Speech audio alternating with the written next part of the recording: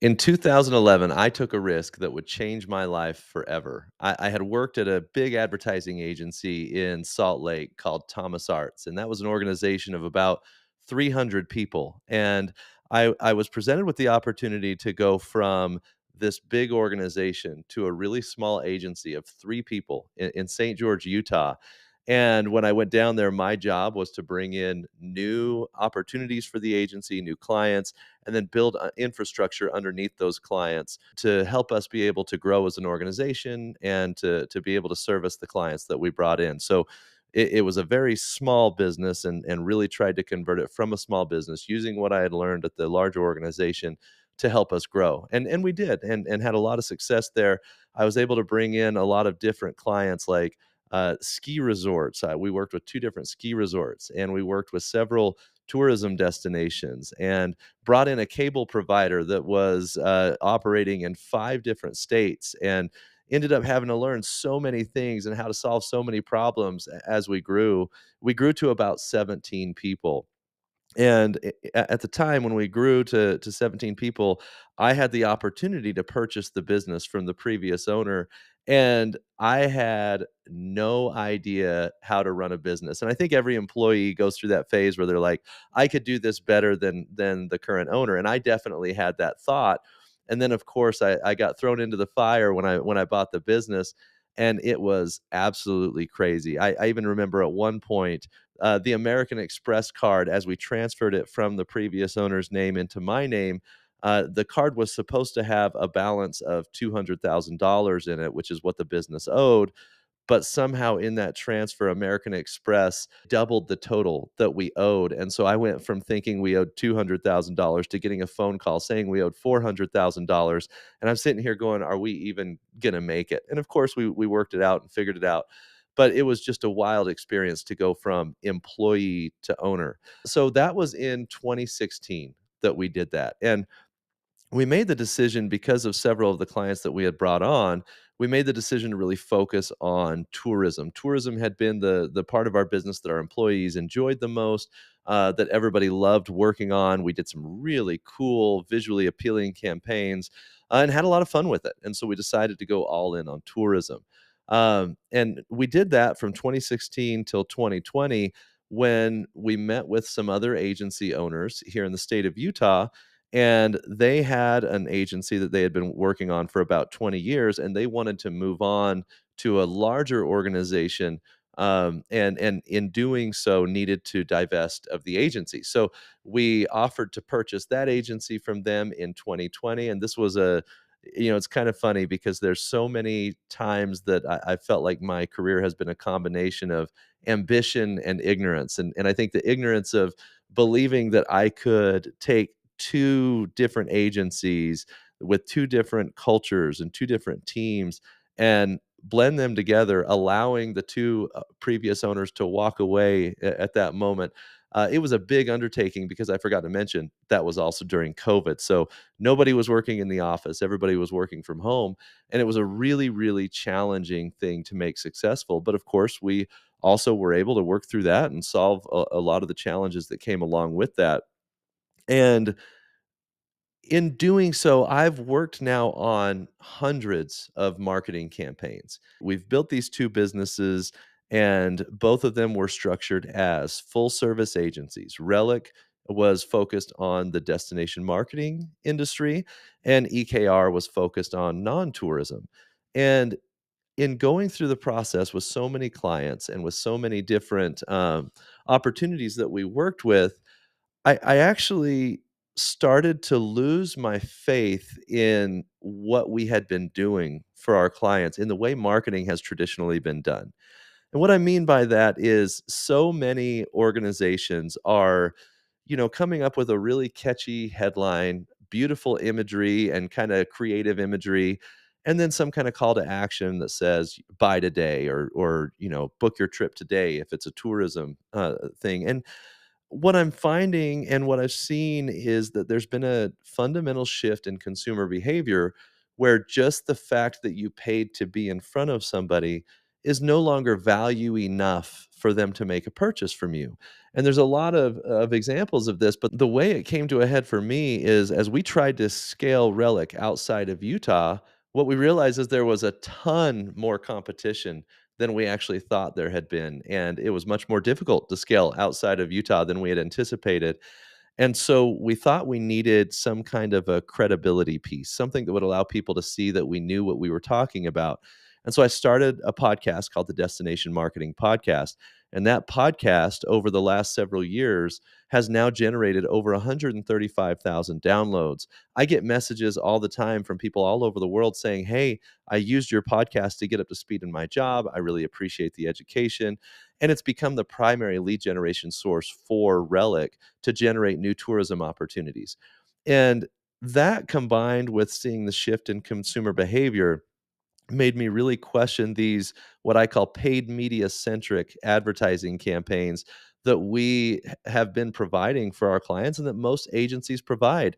The incentive for agencies is to have a client spend as much paid media as possible for a couple of reasons. Number one, it's pretty easy to generate numbers. You spend the dollar, you see what comes in.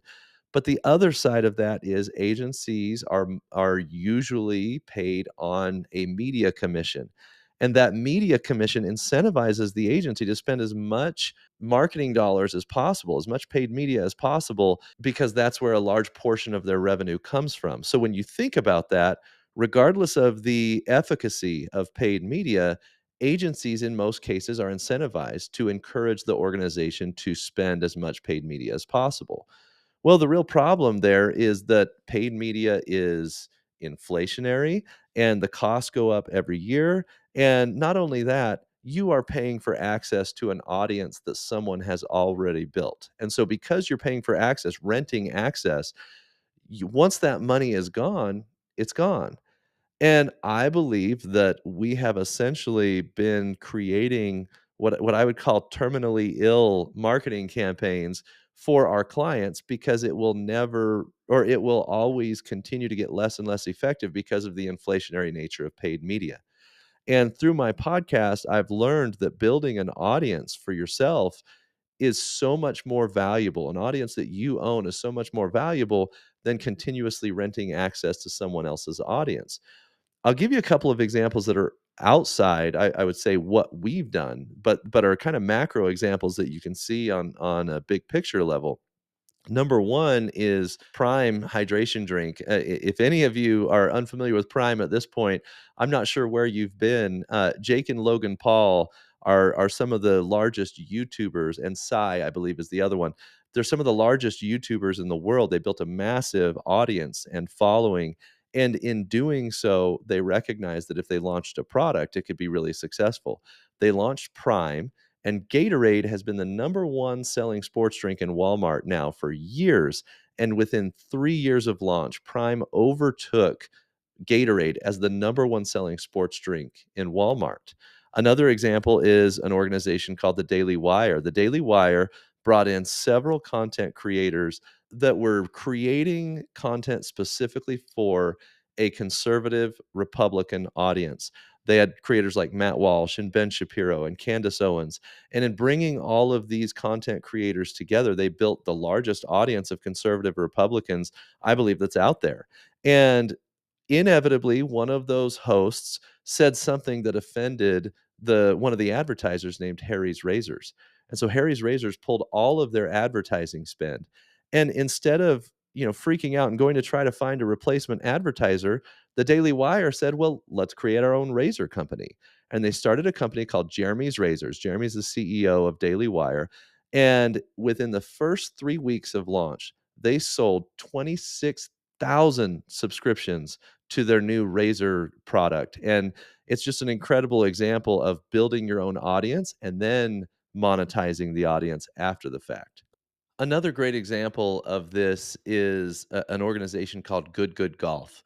This is a group of friends that decided that they wanted to build golf content together and create really, really fun golf content and build an audience. And they did that over years of just filming themselves golfing and having fun together, playing different games, competitions, things like that. The audience got big enough that they actually launched their own good apparel, equipment, and a variety of other things, and again, they started with content, then they built a community around that content, and then they influenced commerce. And that's really what I believe is the path for brands for the future, is that if brands will start with really, really valuable content that the audience finds value in, and then create a community and then focus on commerce. This is the new path to generating revenue from your advertising efforts. And because consumers are expecting more and more value, again, just renting the opportunity to be in front of them is not value enough. And that's why a lot of these incumbent brands who have built their brands on paid media, like Gatorade, are starting to lose to brands like Prime that are more content driven and content centered.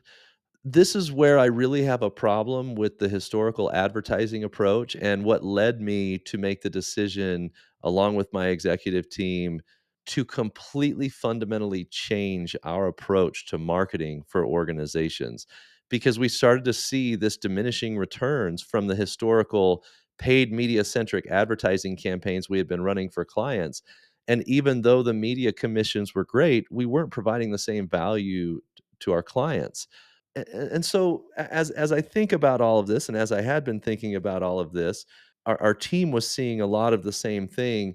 And what we recognized is we needed to build a new model for an agency that would change the incentives, where it's no longer let's try to get our clients to spend as much paid media as we can, but let's provide true value in helping organizations set up a content, community, and commerce process that builds for the long term instead of just the immediate incentives that you get from running paid media. I really think that organizations need to be building more for the future and not just focusing on those immediate returns. One of the things that is a really great analogy that I've seen is this idea of cathedral building. That we all in our organizations, especially in a marketing role, need to be cathedral builders. And what that means is in Europe, when a lot of these amazing and incredible cathedrals were built, the people that worked on it at the beginning, the process took so many years that a lot of the early workers didn't even get to see the end result, the end product. And yet they worked on the cathedral. And I think for a lot of us that are in our roles, we need to be cathedral builders. The other thing is, it used to be that you could reach a major audience with 3 or 4 different paid media channels, but now media consumption has become so fragmented that it's so difficult to reach enough people by hunting and using paid media, that it's getting much more difficult again to get returns. And so I really think that this idea that everybody has the same strategy that's paid media centric, it's a catchy headline, it's a pretty picture, it's a call to action. How in the world are we gonna differentiate ourselves if we're all doing the same thing? And so I think it's time to get away from the sea of sameness, and I know we as an organization decided we wanted to revolt against the way agencies have been, the dynamic of agencies and their clients, and build a new agency that's gonna make a difference. And so we have rebranded to an organization called Brand Revolt, and Brand Revolt is centered around taking clients through this process, build incredible content, build a community around that content, and then leverage that community for commerce.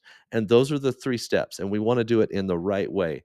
And this is really a process of helping you be more of a cathedral builder. One of the analogies that I wanna share here is a lot of people are really good at hunting. And I see hunting as a paid media centric approach where you spend the money, you get an immediate transaction, but that's not relationship building. Let's say for a second that the zombie apocalypse hits and I've got to be out with my family and trying to figure out how to feed them. I've got 2 options: I can hunt or I can farm. And if I do a hunting strategy, I'm gonna go out, I'm gonna hunt, I'm gonna get a deer, I'm gonna bring it home, I'm gonna feed my family. But then what do I have to do 3 days later? I've gotta go out and hunt again. And that means that it's this never ending need to do that, and it's not sustainable for the long term. I want to use a farming strategy as well. And farming, takes a lot of work up front. You've got to till the earth, you've got to plant the seeds, you've got to water the crops, you've got to do everything that it takes. But at the end of that process, when you harvest, you can fill your silos for the entire winter. And I believe that every organization needs a hunting and a farming strategy. And most of us are just focused on hunting because that's the low hanging fruit. Everybody can run a Google ad, everybody can run a paid social ad, but is it really building for the future? So, with our model, our new model under brand Revolt and this new brand that we've launched, we're revolting against the sea of sameness. And every client that comes in the door is going to pick from one of three simple packages. Number one is we focus on strategy and scoping. So we want to make sure that we build a content strategy that's going to be super effective for your organization. After we've built the content strategy, we will also build a distribution plan for that content to make sure that content gets in front of as many people as possible. After you go through the strategy and scoping process, you'll then move to the content team and create that content that we presented during the strategy and scoping process.